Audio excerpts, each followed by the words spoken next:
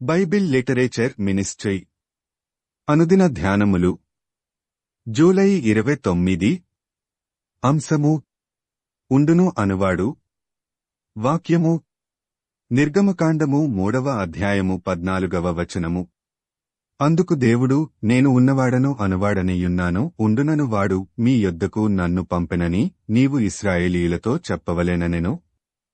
ప్రభువునందు ప్రియులారా, నేటి వాక్యమును ధ్యానించుకుందాము.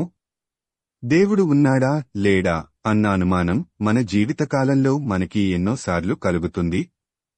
అందుకు కారణం ప్రత్యక్షంగానో పరోక్షంగానో దేవుడు మనకి కనబడకపోవడం.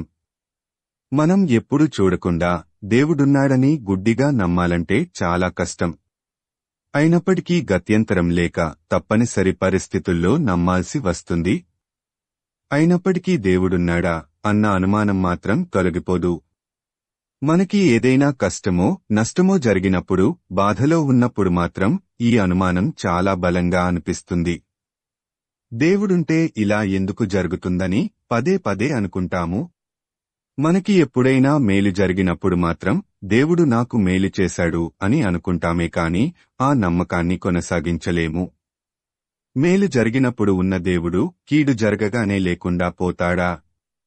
అదెలా కుదురుతుంది?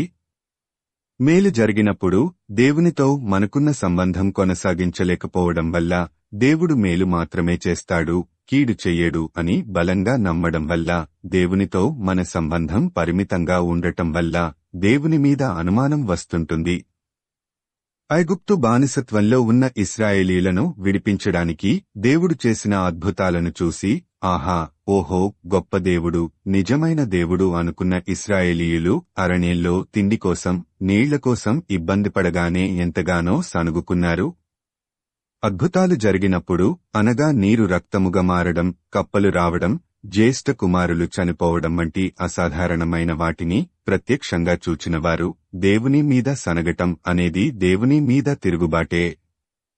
వారు దేవుణ్ణి పొగిడిన పొగడ్త అంతా బూటకమని దేవునికి తెలుసు. ఆ విషయం వారు కూడా తెలుసుకోవాలని దేవుడు పరీక్ష పెట్టినప్పుడు వారి సంగతేంటో బయటపడింది.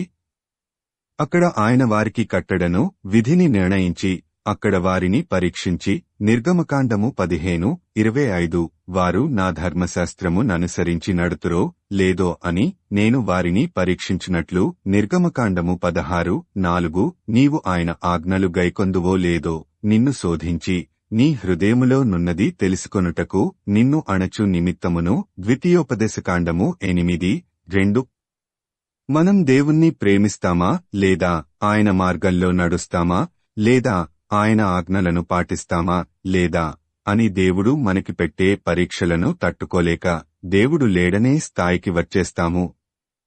ప్రపంచంలో ఎవరికైనా యోబుకి వచ్చినన్ని కష్టాలు వచ్చి ఉంటాయా? ఒకవేళ వచ్చినా యోబులా దేవుణ్ణి దూషించకుండా దేవుని వలన మనము మేలు మాత్రమేనా, కీడును అనుభవింపతగదా అనేటంత భక్తి, విశ్వాసం ఎవరికైనా ఉంటాయా?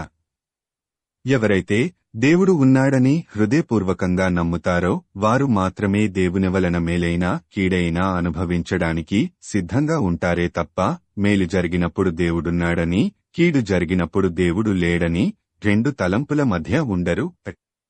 ఉండును అను దేవుడిని నీవు హృదయపూర్వకంగా నమ్మితే కీడులో కూడా దేవుణ్ణి హత్తుకొని ఉండు. ప్రార్థించుకుందాము.